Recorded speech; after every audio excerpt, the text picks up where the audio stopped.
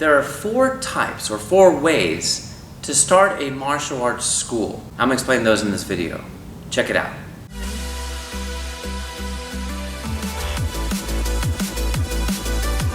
The first one is probably very obvious. It is a commercial martial arts school. A commercial martial arts school is a school that got started or became a corporation. And the idea is to provide a generalized martial arts program to the general public, which means that the information that's being taught is not really specific. It is made to be easy, so therefore it is more of a business than it is a martial art. And there's plenty of examples of that in America.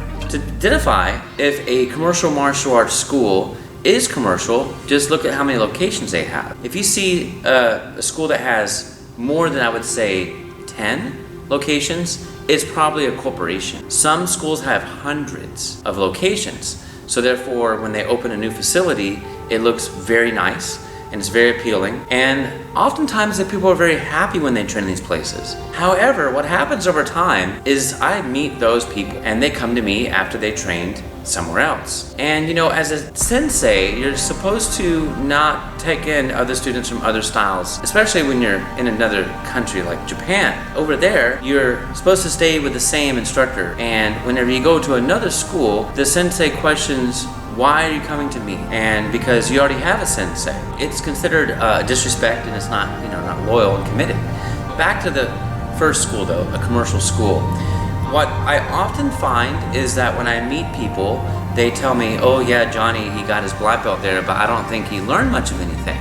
And that's sad to say because that happens all too often. And it happens because parents want their kid to get to black belt. And it's almost like a bragging right for the parent to say, yeah, little Johnny is a black belt. But however, after Johnny gets that black belt, hence I didn't say earn, they quit.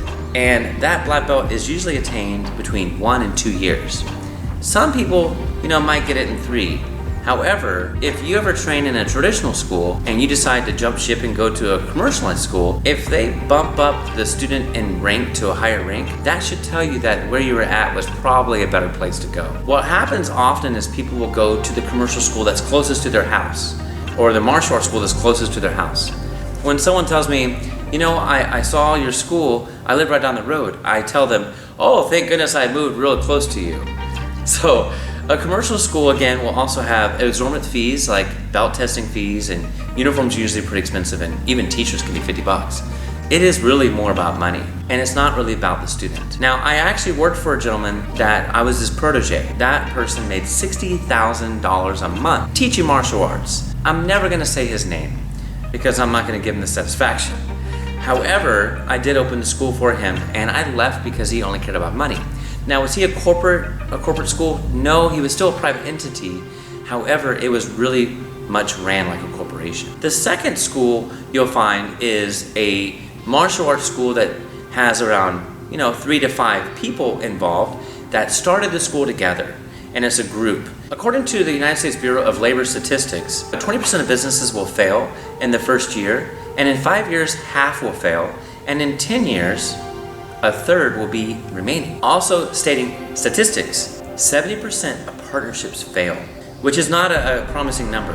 With that being the case, it's probably better to go on your own. I've been in business for over 20 years, approaching 25 years. But back to the second group. So when you have a group of people get together or a partnership, those things don't normally last. And the reason why is because there's a disagreement over profits. Also, when you have 3 to 5 different people teaching at the same time, they're sharing teaching experiences.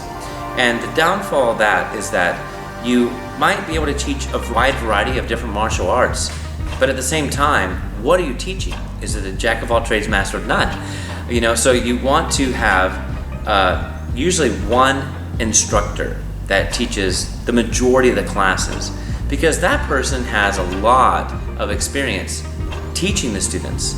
Now, if someone is training up and they learn how to teach from that instructor, then that's a different story altogether. So that's something to talk about here in a few minutes. Partnerships don't always work out. And so whenever people have disagreements about money, and profits because everyone's got to pay the bills, everyone's got to eat. What ends up happening is some people buy out other people, and that way they can have the ownership stake into that school. Again, a group getting together is not the same thing as a corporation, because corporation basically becomes a school, and then that school just blows up into another school, and then before you know it, you have a bunch of schools scattered throughout. Unlike a corporate school, a group of just several individuals that want to open a martial arts school, that is very common. In my experience in the city I live in, which is about a medium-sized city, I've seen between 20 and 30 martial arts schools come and go. The third martial arts school is the mom and pop school, where mom and dad started the martial arts school, and then the child is raised in that school, and then they take it over whenever the parents get too old to actually run it anymore. And so that's the third way for a martial arts school to grow and to develop. When a school starts that way, then that's more of an independent type kind of school. I have a friend, I won't mention his name, but he and his brother actually grew up in that type of school. And I think it's fine. The parents did it the right way, and they taught traditional martial arts. Now that brings me to the fourth school. The fourth school of starting would be an independent school where there's no outside resources, there's no one helping. It's just a grassroots experiment, if you will, in the beginning, because someone wants to open a school and they want to serve people and they want to help people. And that's where I come in. That's actually how I started. This school started with a loan from a bank for $1,500. And was I scared? Of course I was. I was scared for about 6 months because I didn't know how to run a business. I don't have no business degree. All of my learning has been trial and error. When I did work for the gentleman that taught martial arts and made a lot of money, I took some of those principles and applied them into my own school. Now my sensei is very knowledgeable about karate, and so therefore I figured out that I could combine both the knowledge and the business experience together. And it's very, very special. What I plan on doing for my own students that become instructors is working with them together as a team and opening a martial arts school under my name. And then what will happen is over time, once they meet the target goal for that school, then they will have the opportunity to purchase that school from me, and then the ownership will change. And then they will be set up for life. A lot of people don't think that way, but I always have, because I tell people whenever they go to Walmart, wouldn't it be great that you could make a percentage off of everything that you scan across? Which, of course, that's no longer going to be a thing, right? But I would tell them that, and they were like, oh, that would be great. That's my kind of idea. I think everyone deserves an opportunity to be successful. And if you have a good business plan and you have a good head on your shoulders about how to operate and run that business in a moral and ethical way, I think that that gives you a winning strategy. Whenever you train, you have to figure out which of these are you in. Number one, the corporate school is where most people are at. The second school, you find that with people that teach mixed martial arts. That usually is a couple guys that get together. And that's pretty common just in the United States. The mom and pop is, I have friends that actually opened a school and I know the whole family. And I think it's a great thing because we need more of that. We need more people that want to start businesses like the fourth example I've given you, which is a grassroots beginning.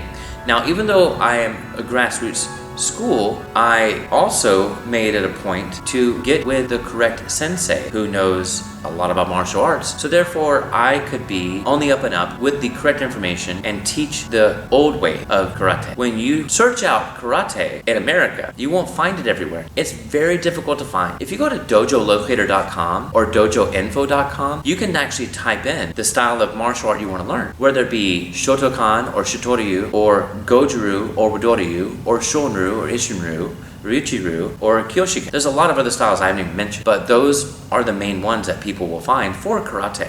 If you put one of those styles in there, or all four, because you only get 4 options, then you can find a traditional martial arts school near you. However, styles such as Taekwondo and Kung Fu, Korean and Chinese styles, are not karate. Thanks for watching, and I'll have another exciting video for you next time.